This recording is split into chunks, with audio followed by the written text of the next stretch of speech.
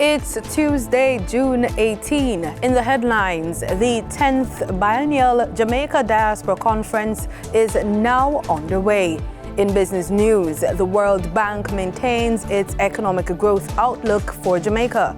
Regionally, high demand for flights between Barbados and Grenada.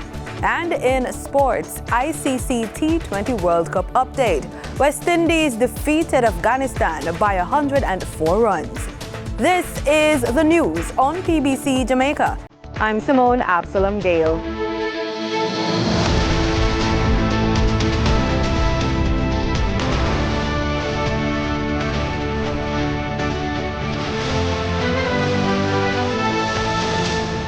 Day one of the 10th Biennial Jamaica Diaspora Conference was a success, with many saying this year's edition is on track to being the largest one yet. As of June 15, over 1,100 persons in the diaspora and on the island had registered to attend the conference, being held in Montego Bay, St. James. Here are some highlights of the day's discussions.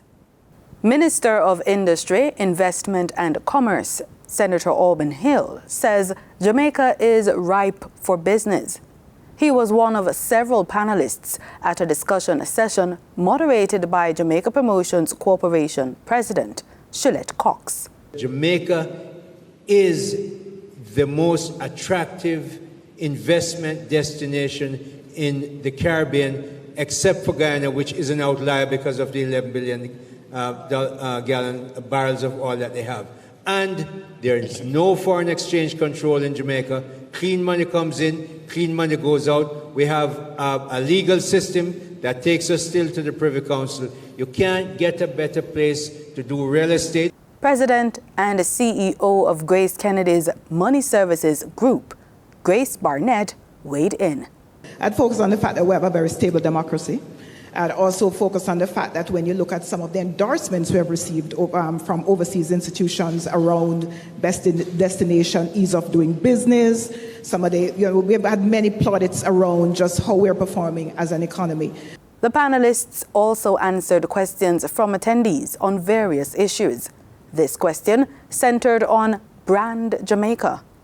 How are we protecting our brand on a cyber space? One, it's very important to make content as a realtor to get people to look at Jamaica. But two, we need to make content to combat this negativity and the sensationalization of Jamaica at scale. And I say the same thing with my fellow content creators. It's really us who are going to fight this battle, because it is a battle of attention. And it's like if they're putting out more content at scale, negative content at scale, there's more of a chance that more people are going to watch that content. So we, as positive content creators, I wouldn't even say positive content creators, but creators and people who are here that really are going to show the authentic aspect of what it is to live here, to invest here, and to have a good life here at the end of the day. That, to me, is like the best way that I know to combat these ridiculous pieces of content that are out there. You guys initiate, and we will join with you. In a globalized world where nations strive to empower their citizens to be innovative, Jamaica is poised to lead the way in transforming education for national development. This JIS feature explores an initiative that marks a significant step towards enhanced collaboration among parents, educators, and students in the field of education. The Trend Initiative. Led by the Ministry of Education and Youth, the mission is for a brighter tomorrow. The 2021 Patterson Report made it clear we need to ensure better quality education throughout all levels of the system. While the ministry will lead the charge, we need all stakeholders to get into position to help Jamaica become a more globally competitive nation. Students, educators, parents, civil society, business people, media and communities. Jamaicans across all sectors can play a role. The journey to a brighter tomorrow starts now. Deliberate action is being taken on 7 strategic priorities up to 2030. 7 pillars of change to transform education. Better governance for better outcomes. Efficient spending and enhanced strategic focus. Improved and equitable access to quality early childhood education. Improved quality of teaching and curriculum delivery. a higher education sector that is coherent, equitable, and well-resourced. Developing critical thinking, lifelong learners who are creative, innovative, and productive, contributing to the country's sustainable development. Technical, vocational education and training built into the secondary level to support the development of entrepreneurial skills. World-class facilities and infrastructure in a technology-enabled sector, and increased access at all levels of the system to equitable and sustainable funding. These are the 7 keys to unlocking our next level of exceptional learners and critical thinkers. With a lifelong desire to learn, Jamaica's youth have the power to not only elevate their own standard of living, but also to enhance the well-being of all Jamaica. As we push forward with Trend, we will create educational systems of success, assigning the best people to manage the process.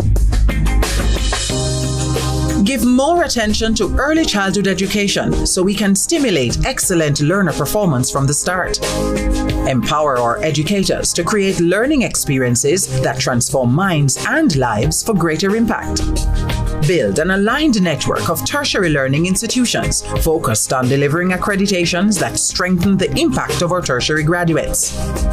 Provide physical and technological learning spaces that deliver equitable access and resources to all types of learners, and optimize educational budgets and resources to guarantee greater results from early childhood to tertiary level learning. So that Jamaica may under God increase in beauty, fellowship, and prosperity, and play her part in advancing the welfare of the whole human race. Let's trend so Jamaica will continue to be prosperous and more globally competitive. Trend, transforming education for national development, changing minds, changing lives for a brighter tomorrow.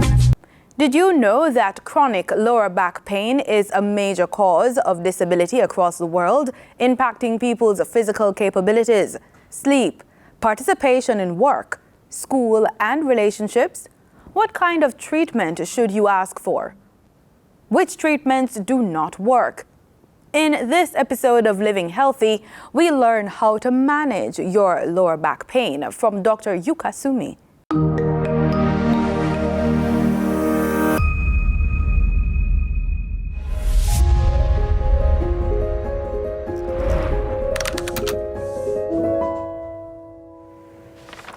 Did you know that chronic low back pain is a major cause of disability around the world?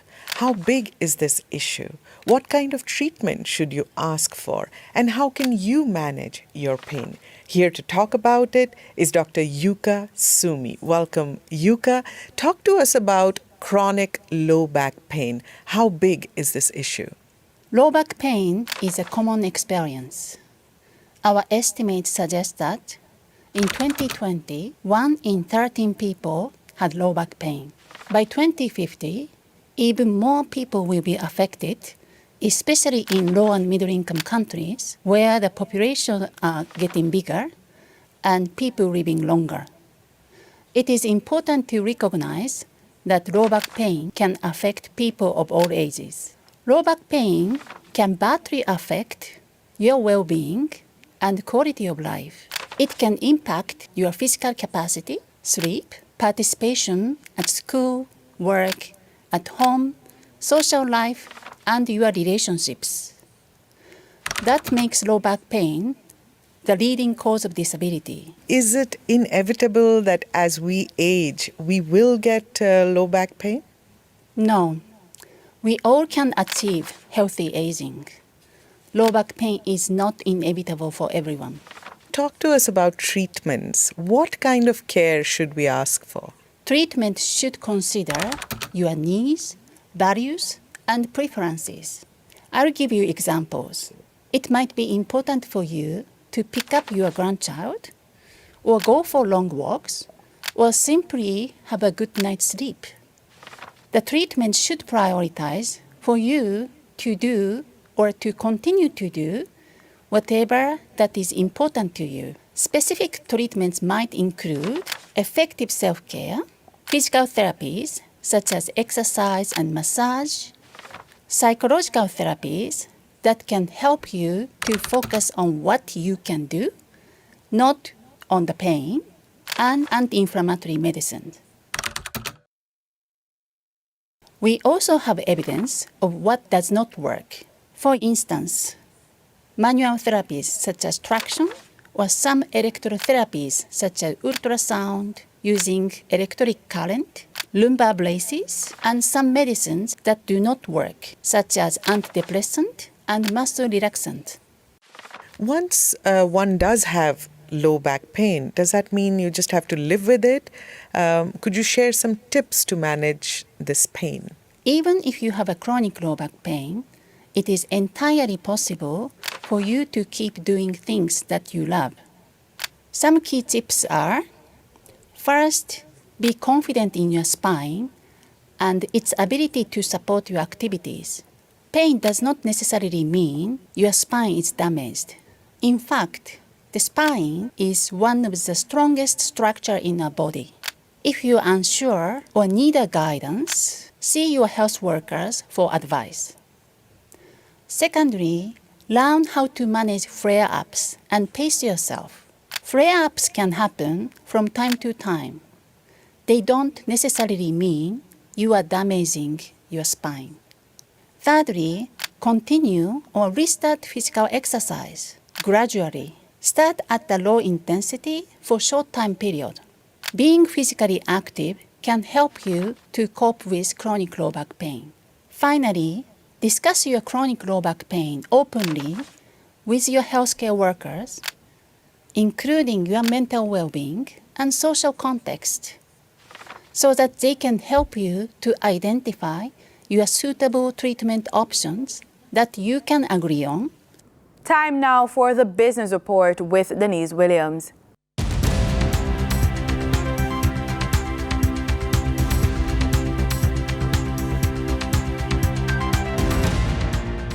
Good day, everyone, and thank you for joining us on the Business Report. I'm Denise Williams, your guide to the latest happenings in the world of business. The World Bank has maintained its economic growth outlook for Jamaica this year. In its latest Global Economic Prospects report, the agency has kept the projected gross domestic product, GDP growth, at 2%. This was the same level as the forecast in January. The World Bank has, however, increased its expectation of Jamaica's growth in 2025. The Global Economic Prospects see local GDP growth of 1.6% next year. That's a 0.2% upward adjustment compared to the January outlook. The World Bank says subdued private sector consumption will affect growth, RJR News reports. Minister of Industry, Investment and Commerce, Senator Aubin Hill, says Jamaica is one of the most attractive investment destinations in the Caribbean and is urging more diaspora members to do business in the country. Senator Hill was addressing a panel discussion on Monday, June 17, on the topic Jamaica Open for Business, transforming investment and enterprise in Jamaica through diaspora engagement at the 10th biannual Jamaica Diaspora Conference held at the Montego Bay Convention Center in St. James. He cited the stability of the local currency as a key reason to invest in the island. There is no foreign exchange control in Jamaica. Clean money comes in and clean money goes out, he noted. The fact that the government has been able to undertake infrastructure development and deliver critical services, particularly during the pandemic, without raising taxes, speaks to the strength of the government, Minister Hill stated. During trading for the period June 17, 2024, the following companies represent the top 3 most active stocks that investors bought and sold on the Jamaica Stock Exchange.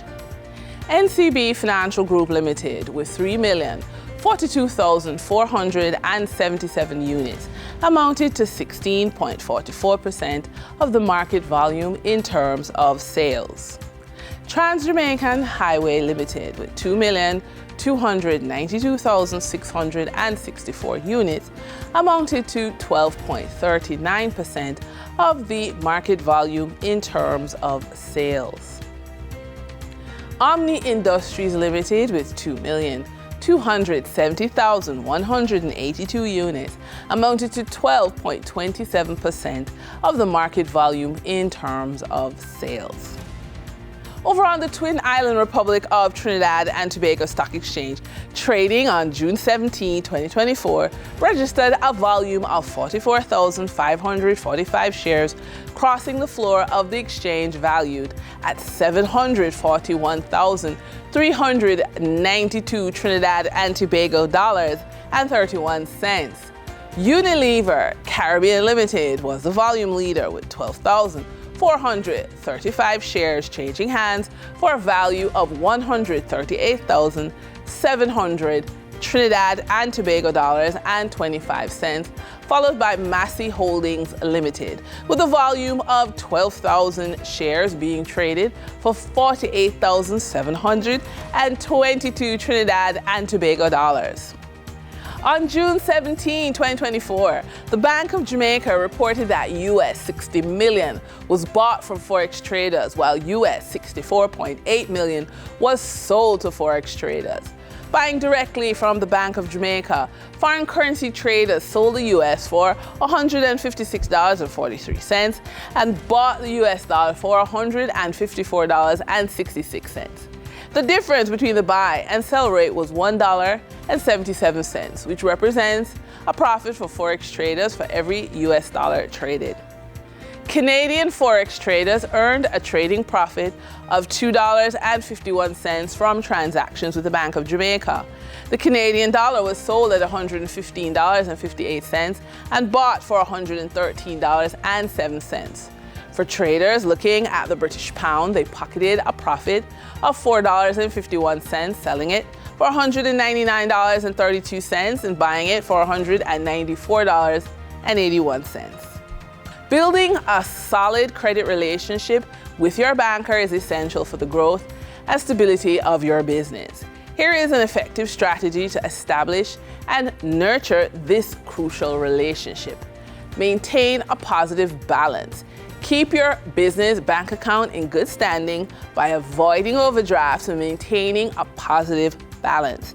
This demonstrates financial stability and reliability. And with that, we wrap up today's business report. I'm Denise Williams. Appreciate your company. Stay well informed, stay ahead of the curve. Until our next update, take care. In regional news, there continues to be a high demand for flights between Barbados and Grenada. That's the word from Caribbean Airlines and Inter-Caribbean, two of the airlines servicing the route. Sales executive in charge of the Eastern Caribbean for Caribbean Airlines, Vita Ratan King, and Inter-Caribbean's marketing coordinator, Carolina Torres, notes they're also catering for the movements between the two destinations. Barbados has now become as a mini hub for us, and we have daily flights out of Barbados to Grenada. Grenada is the Spice Island. So we have a lot of persons going to Grenada, not just for leisure, but we also look at various segments of the market, whether it is corporate, whether it is student travel. As you know, there is SGU, which is based in Grenada. So therefore, Caribbean Airlines ensures that we can provide frequency and capacity. We have daily flights between Barbados and Grenada. In fact, we have a multiple flight schedule between both islands, and we provide connectivity and flexibility for those traveling or island hopping. We will continue working to connect Grenada and Barbados with more of the Caribbean. There is a renewed commitment to deepening ties between Buenos Aires and St. John's as Argentina dispatches a new ambassador to Antigua and Barbuda. On Monday, His Excellency Marcelo Ubalbi Calvo presented his credentials to the Governor General's deputy, Sir Claire Roberts KC. The new diplomat also paid a courtesy call to Prime Minister Gaston Brown. Ursula Charles Jr. reports. His Excellency Marcelo Balbicalvo has devoted nearly 2 decades to the Argentine Foreign Service since starting his career in 2004. His diplomatic journey includes several roles with high levels of responsibility. His first order of business as Argentina's new ambassador to Antigua-Barbuda is to present credentials to Governor General's deputy, Sir Clay Roberts. I'd like first of all to convey greetings for our president and the government of Argentina, and also the greetings and our wishes to consolidate our strong friendship for a better future for our peoples. The two countries have enjoyed bilateral ties since 1984, and the Governor General's deputy, Sir Clay Roberts, has committed to extending the mutually beneficial relationship. But we look forward to your being our new ambassador. We think this will tighten even more the bonds of friendship between our two nations. Also Monday, the official called on Prime Minister the Honourable Gaston Brown. He received a warm welcome from this nation's political leader.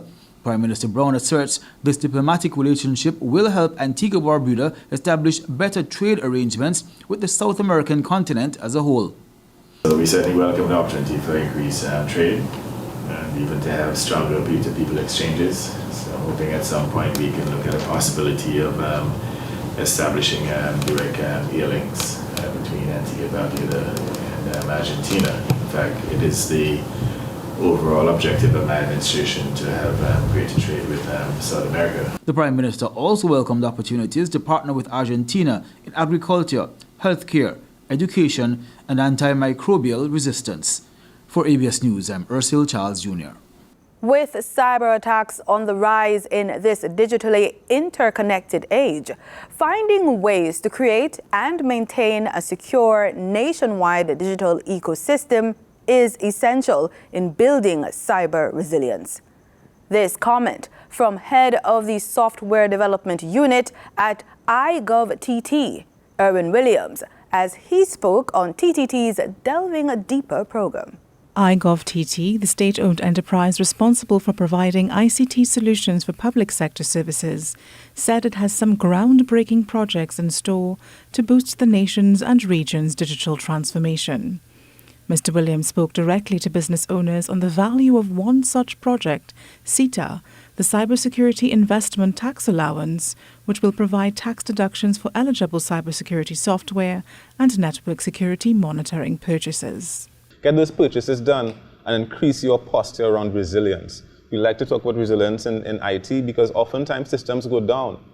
When you build systems these days, building it with the sense that it will never fail is never the right perspective. It's how well can we recover from failure. And so from a resilience perspective, cybersecurity purchases, both for hardware and software, allow you to detect when someone is trying to attack or bring down your business.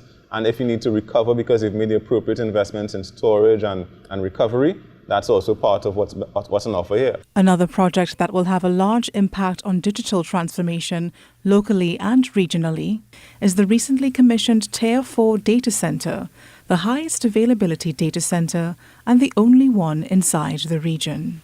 If a country has a disaster, which we've seen, how do you recover? It's difficult. If you have redundancy within Trinidad and Tobago, which we'll be offering via digital embassies. A digital embassy means that the space, that server, that rack is yours as a country. Nobody else can touch it. So you have sovereignty, which is usually a question that people have when you're putting your data outside of your jurisdiction. And of course, we will utilize it for our sensitive programs, our sensitive software that we have. We will house it there. Dr. Mayor John said this Tier 4 data center will provide the basis for several other cybersecurity and digital transformation projects. He added that, with digital inclusion as another goal, there are more immediate services available at their 7 physical TT Connect centers. You call our TT Connect line 800-8826. You get an appointment, and with 15 minutes of arriving at a location, you get served.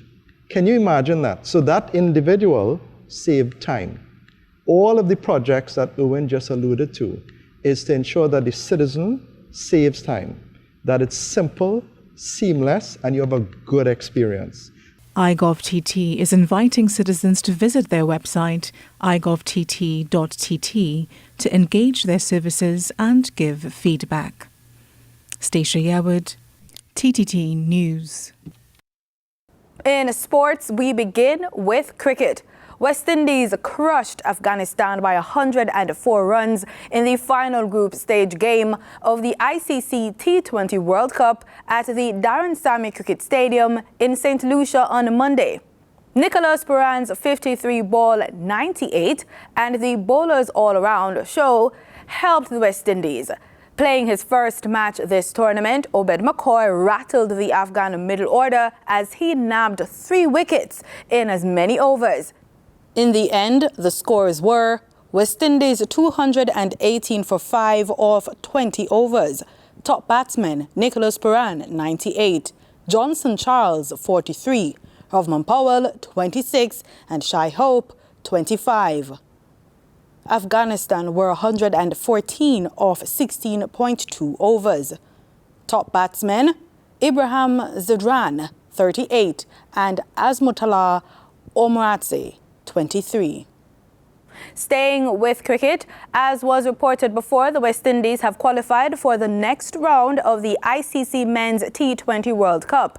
Ahead of the final Group C game against Afghanistan, head coach Darren Sammy had some final words of encouragement in training. Super 8 stage of the ICC Men's T20 Cricket World Cup. And unlike previous Group 1 for the next stage of the tournament with India, Australia and Bangladesh, while the West Indies are in Group 2 with USA, England and South Africa. Opener the bat so far, with the only score of note being a 44 against Uganda. While fans around the region are calling for him to be dropped based on the stats, I still expect Captain Rovman Powell and Coach Sammy to stick with Charles.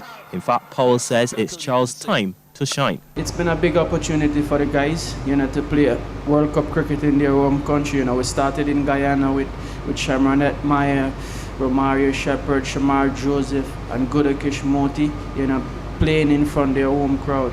And then we went Trinidad with Akil Hussein and Nicholas Puran.